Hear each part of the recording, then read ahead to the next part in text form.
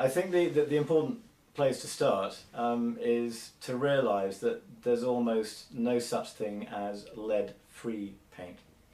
Most paint does have a lead content. So the guidance coming out of our health and safety executive for people with an occupational exposure risk very clearly states that you should assume all paint has a lead content unless you have good evidence to prove otherwise. So that's the starting point, and that really applies to paint that you can expect to have had lead added to it as part of the manufacturing process. Modern paint, you're quite right, is actually manufactured with no added lead.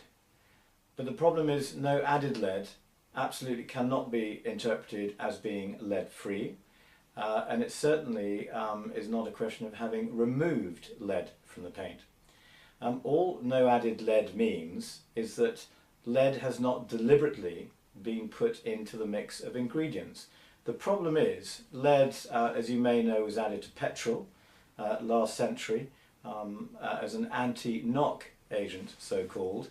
And so for the length of time that leaded petrol was being pumped out of vehicle exhaust pipes for the best part of last century, all of that contamination is now out in the general environment. So lead, there's no question about it, is the most widespread environmental toxin. And of course that means if you are mining and sourcing materials from that natural environment, you will be digging up quantities of lead contamination at the same time.